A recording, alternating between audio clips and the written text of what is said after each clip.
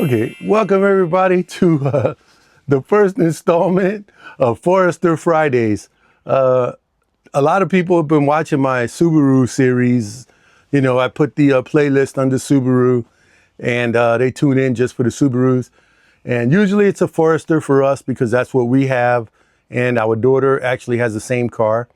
So I decided that whenever I had a Subaru specific video, I would put it out on Friday. It's usually Forester, so I decided Forester Fridays. And it's not gonna take the place of the mini videos. They'll still come out Wednesday morning. So yeah, but as such, I am gonna start reading a different fortune for, Forester Fridays. So let's get the book here and let's just start here. And for those of you who just found this channel, or this is a Fortune Cookie Wisdom Words to Live By. It's available on Amazon. I compiled it from 30 plus years of saving fortunes, from the cookie. Anyway, it says, do not follow where the path may lead, go where there is no path and leave a trail.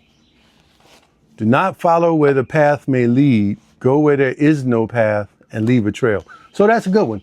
That means don't be afraid to be the first. Don't be afraid to step out of your comfort zone. Don't just follow what everybody else is doing just because, hey, everybody else is doing it.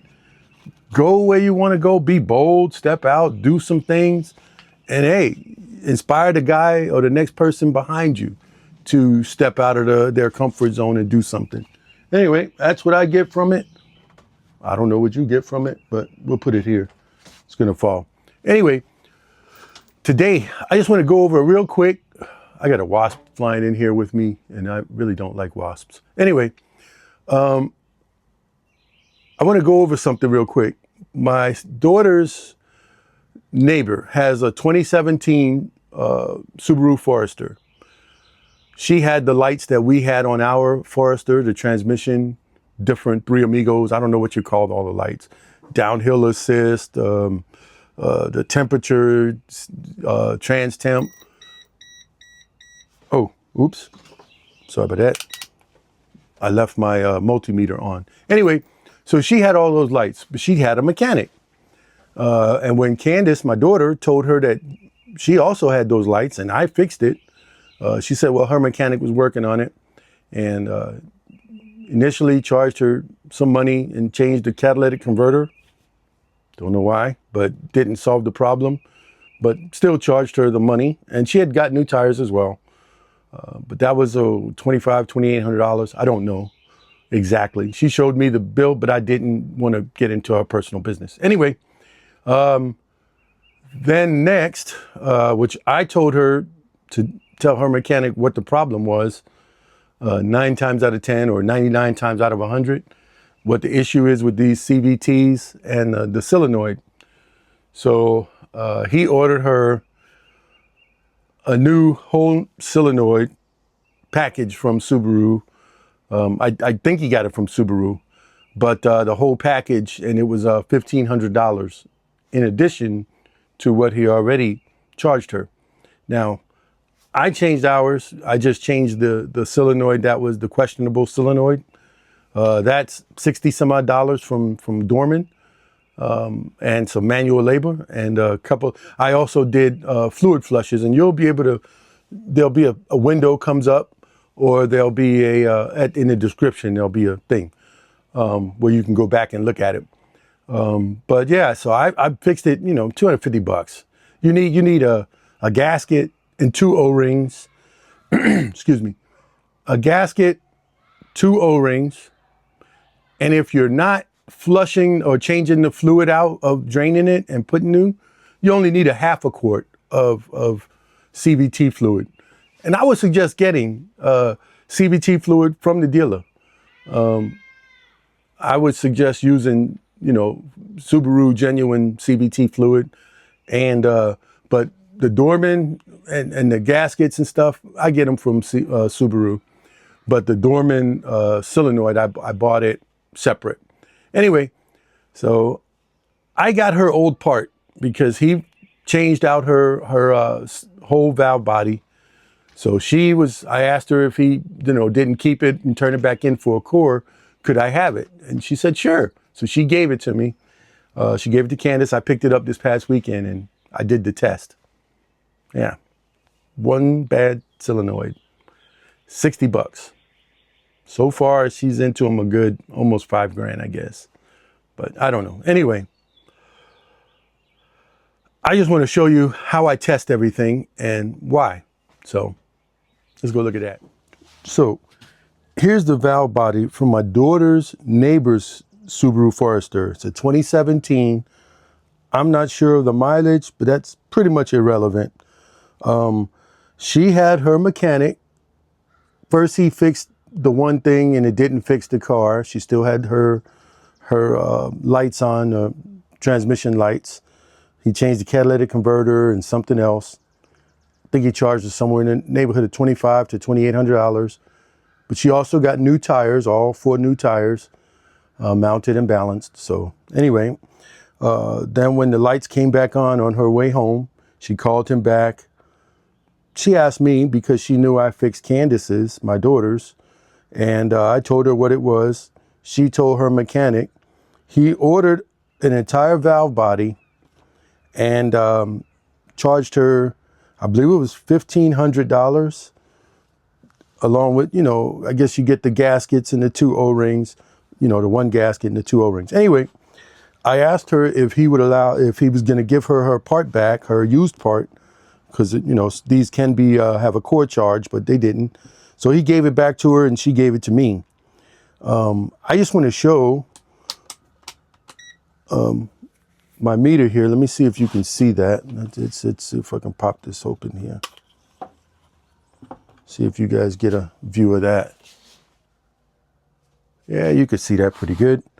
Okay, so normally with these things, the suspect solenoid is this one. It's an orange wire. You got orange, blue, purple, and green. Those are your wires. Anything you can ground. Let me prop this up some.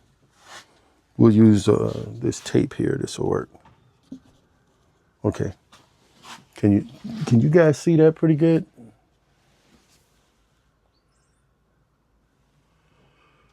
Okay, there we go.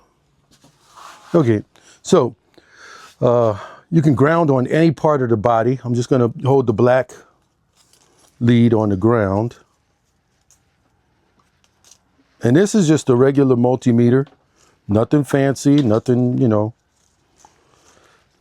So I got it ground here. I'll ground it out here. It's got the buzz. You can hear it. Okay, let's get rid of this thing down here. Is that still showing up? Yep. Okay. So ground, we'll just ground here. Test it again. Good to go. I'm going to test the green. 11.9. Should be about 12. 11.9.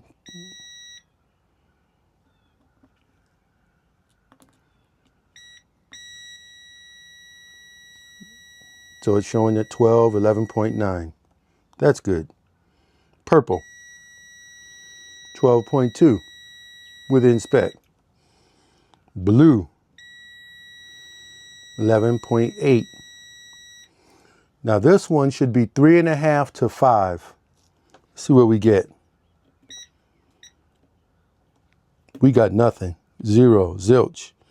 Nada. Nothing at all. Let's test the ground. It's grounded. Test the other back end. Nothing. This is your problem coil right here. This coil cost about $60. You can get a Dorman. Dorman makes a good one. $60. Buy your gasket, your 2 O-rings, 1 or 2 quarts of oil, because this is loaded from the top of the transmission. So you only lose about 1/2 quart of transmission fluid in here. So if you're not even changing out your fluid you're just replacing the valve body. You only need 1 quart of oil and 1 solenoid. And he charged her, you know, like I said, and he still didn't, the lights are still on and her check engine light is on. Hold on, let me show you one more thing. When I was at the salvage yard, I picked up this pigtail. What this does is, this is the part that goes through the top of the transmission. Let's move this out the way. So the valve body sits in the transmission like this. So this would be the front of the car, and you're looking towards the back of the car. This pigtail plugs in here, and this is the grommet that goes through the aluminum cap that you put on, and then this sits on top of the transmission. You can test the pins here. All you have to do is ground and find the right pin. This one is the orange pin. And as you can see, there's nothing. You got 12 there.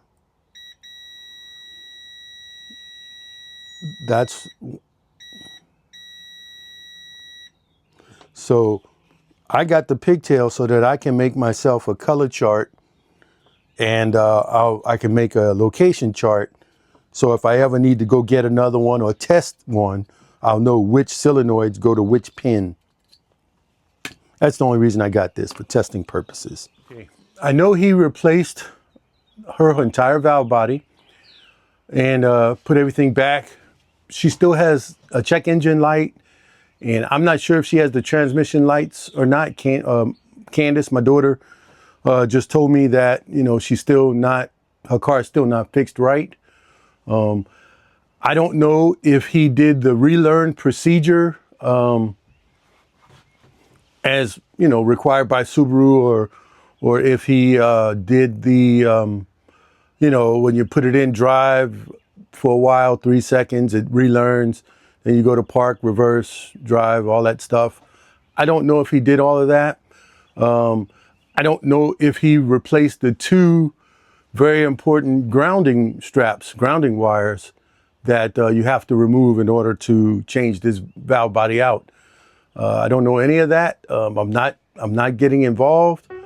I just wanted to know for myself if this was the issue. Now, this could be one of the issues that her car may have, but